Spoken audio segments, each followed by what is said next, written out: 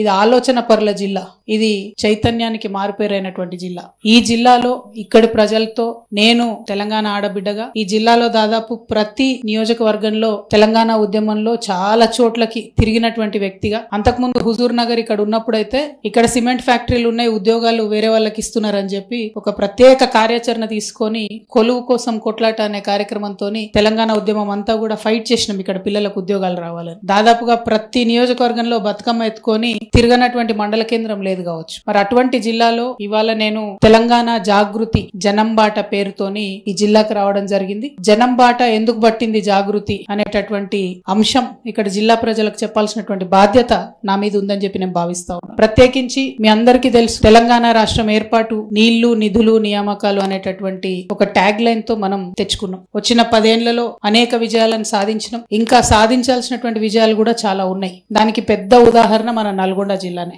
తెలంగాణ రాగానే మన నీళ్లు మనకు వస్తాయి అనుకున్నాం. నల్గొండ జిల్లాలో 10 సంవత్సరాలలో కృష్ణా జలాలు మనకు సంపూర్ణంగా అందినా లేదా ఒక్కసారి నల్గొండ ప్రజలు గుండె మీద చేసుకొని ఆలోచన చేయాలి.